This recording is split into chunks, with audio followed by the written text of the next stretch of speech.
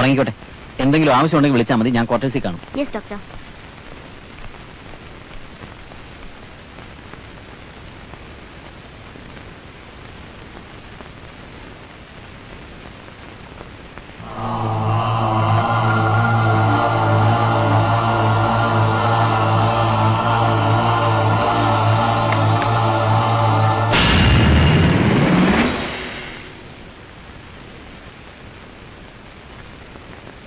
ചന്ദനവേൽ മാത്യൂസിന്റെ മോനല്ലേ? ദൂരെന്ന് കണ്ടപ്പോഴേ ഊഹിച്ചു. Don't you remember me? Mendes കോട്ടേജിലെ ഫെർണാണ്ടസ്. ഓർക്കാൻ വഴിയില്ല. ഞാൻ മരിക്കുമ്പോ താൻ കുട്ടിയായിരുന്നു. മാത്യൂസിന്റെ അതേ ഛായ, ഇനി തടി കുറവുണ്ടെന്ന് മാത്രം. എന്താ പേര്? എബി. ഇത്ര ചെറുപ്പത്തിൽ എങ്ങനെയായിരുന്നു സംഭവം? കാർ ആക്സിഡന്റ് ആയിരുന്നു. Very good. മാത്യൂസ് ഇപ്പോ ഇല്ല, 4 വർഷമായി മരിച്ചിട്ട്. അപ്പൊ അയാളും ഇങ്ങോട്ട് പോകുന്നു അല്ലേ? സിംഗപ്പൂരിൽ നിന്ന് പോകുന്നതിന് ശേഷം എല്ലാ സൺഡേസിലും ഞങ്ങൾ ചന്ദനവേലി കൂടുമായിരുന്നു. തടിപാടൻ ഒറ്റയ്ക്ക് ഒരു കുപ്പി അകത്താക്കും. പിന്നെ തമാശയും പൊട്ടിച്ചിരിയും. അതൊക്കെ ഒരു കാലം. അങ്കിളെന്താ ഇവിടെ? ലോങ് 15 years, നീണ്ട 15 വർഷത്തെ കാത്തിരിപ്പ എന്റെ എമിലിക്ക് വേണ്ടി. ആ കാത്തിരിപ്പ് ഇന്ന് അവസാനിക്കുക. അവളിപ്പോ വരും. ഒറ്റയ്ക്കാക്കിയിട്ട് നേരത്തെ പോയില്ലോ എന്നുള്ളതിന്റെ പരിഭവ. ഒരുപാട് കാര്യങ്ങൾ പറയാൻ കാണൂലോ. I'm waiting for Har.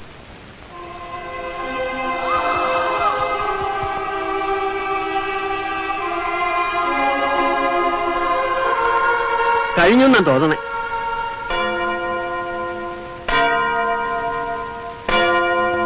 കഴിഞ്ഞു. അവൾ ഇപ്പൊ വരും.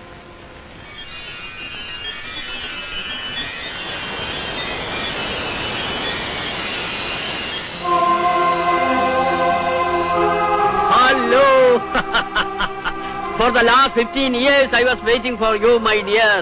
Hi, too. Meet my Emily. Meet this gentleman, Mr. A.B. Matthew. Hello. Hi. See you. See.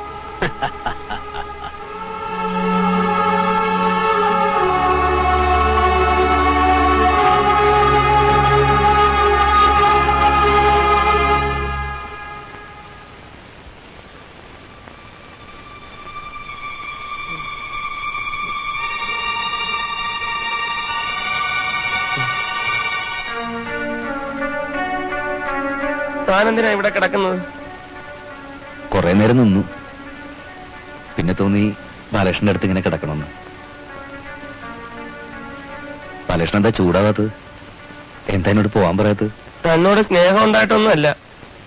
റോഡിൽ വീണ് മരിക്കേണ്ടതായിരുന്നു ഞാൻ. താനെന്നെ ഇവിടെ കൊണ്ടുവന്ന് ആക്കിയില്ലേ? ഇപ്പൊ മനസ്സിലായില്ലേ ഞാൻ ബാലകൃഷ്ണന്റെ ശത്രുവല്ലെന്ന്? ബാലകൃഷ്ണൻ എന്തെങ്കിലും സംഭവിക്കുമോ എന്നുള്ള പേടിയായിരുന്നു എനിക്ക്. പിന്നെ ഡോക്ടർ കുഴപ്പമൊന്നുമില്ല എന്ന് പറയുന്നത് കേട്ടപ്പോഴാണ് സമാധാനമായത്. ബാലകൃഷ്ണൻ ഒന്നും സംഭവിക്കാതിരിക്കേണ്ടത് എന്റെയും കൂടി ആവശ്യമാണ്. ഇനിയെങ്കിലും ഈ വഴക്കും ചീത്തവിളിയൊക്കെ അവസാനിപ്പിച്ച് നമുക്കൊരു കോംപ്രമൈസിലെത്തിക്കൂടെ? എന്തോന്ന് കോംപ്രമൈസ്? പുറകെ നടന്ന് ഞാൻ തന്നെ ഒരുപാട് ശല്യപ്പെടുത്തിയിട്ടുണ്ട്. ഒന്നും മനഃപൂർവ്വമല്ല, പലപ്പോഴും ഞാൻ പറയാൻ ശ്രമിച്ചതാ. അപ്പോഴൊന്നും അത് കേൾക്കാൻ ബാലകൃഷ്ണൻ തയ്യാറായില്ല.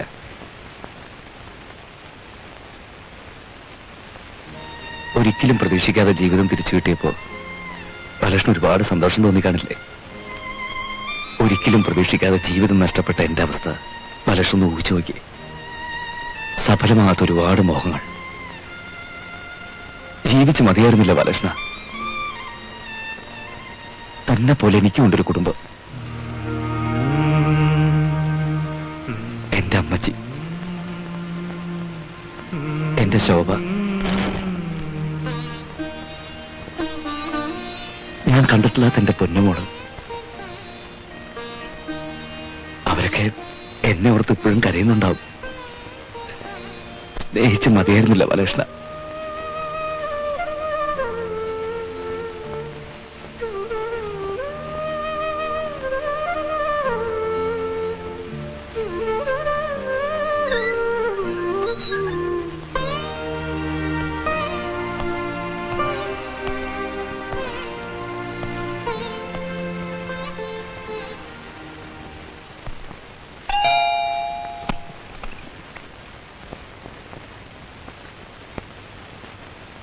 ആരാ? ഞാൻ ബാലകൃഷ്ണൻ. അമ്മച്ചിക്കെന്നെ മനസ്സിലായില്ലേ? എബിമോന്റെ? അതെ.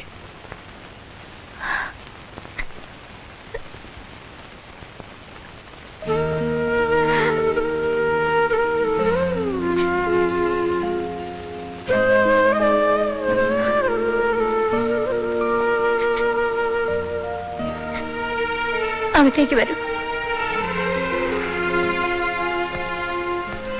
എനിക്കൊട്ടും മനസ്സില്ലായിരുന്നു എന്റെ മോന്റെ ശരീരം കീറി മുറിക്കാൻ. ഡോക്ടർ ഹരിപ്രസാദ് എബിയുടെ അപ്പച്ചന്റെ വലിയ സുഹൃത്തായിരുന്നു. ഹരി നിർബന്ധിച്ചപ്പോ അതുകൊണ്ടൊരു ജീവൻ രക്ഷിക്കാൻ കഴിയുമെങ്കിൽ എന്റെ മോന്റെ ആത്മാവിന് പുണ്യം കിട്ടുമല്ലോ എന്ന് കരുതി. അതേതായാലും നന്നായി. ഇപ്പൊ എന്റെ എബിയുടെ ഓർമ്മയ്ക്ക് എനിക്ക് ബാലകൃഷ്ണനെ കാണാമല്ലോ. മോനിരിക്കെ.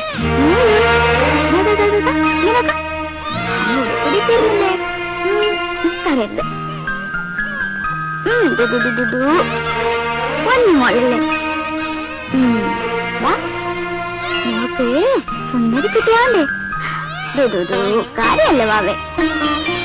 എന്താ എന്താ മോളെവിടെ കിടക്കും? അമ്മ ഇപ്പൊ പാലുകൊണ്ടുവരാം. അറിയില്ലേ?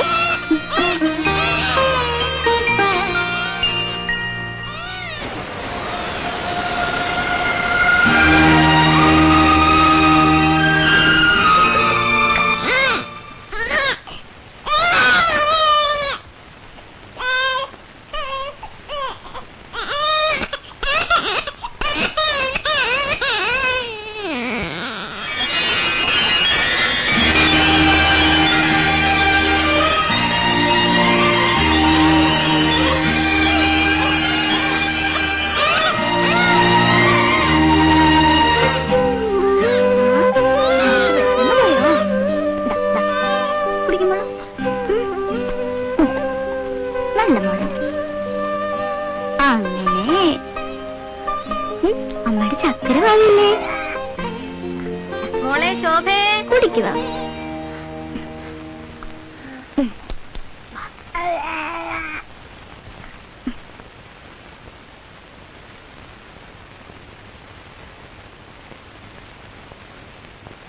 മോളറിയോ ബാലകൃഷ്ണനെ?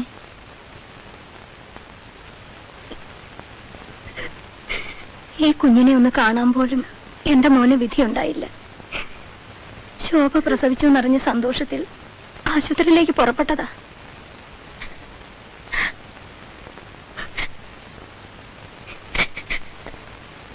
ബാലകൃഷ്ണ, എന്റെ മോളെ ഒന്നെടുക്കുവോ? കുഞ്ഞിനെ ഞാനൊന്ന് എടുക്കട്ടെ.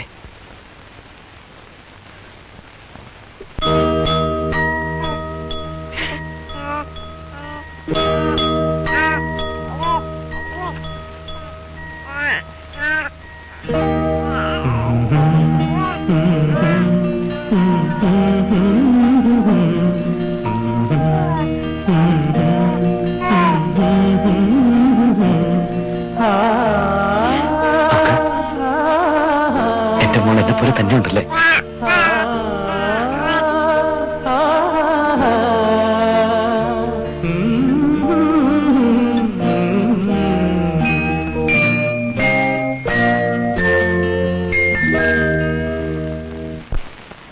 തീറ്റപ്രിയനായിരുന്നു അവൻ.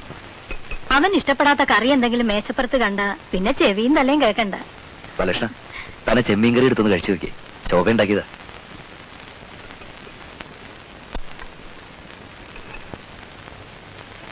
എന്റെ എബിമോനും ചെമ്മീൻ കറി വലിയ ഇഷ്ടമായിരുന്നു. ഊണിന് ചെമ്മീൻ കറി ഉണ്ടെങ്കിൽ പിന്നെ വേറൊന്നും വേണ്ടാന്ന് അവൻ പറയാ. 4 കൊല്ലം മുമ്പ് അവന്റെ അപ്പച്ചൻ മരിക്കുമ്പോ എനിക്ക് മണ്ണിടാൻ എന്റെ മോനുണ്ടാവുമല്ലോ എന്ന് കരുതി സമാധാനിച്ചു. പക്ഷെ അവന്റെ കുഴി മണ്ണിടാനും ഈ അമ്മ ബാക്കി നിന്നു. ഇവളുടെ കാര്യം ഓർക്കുമ്പോഴാ സങ്കടം. ഒരുമിച്ച് ജീവിച്ച് കൊതി തീർന്നിട്ടുണ്ടാവില്ല.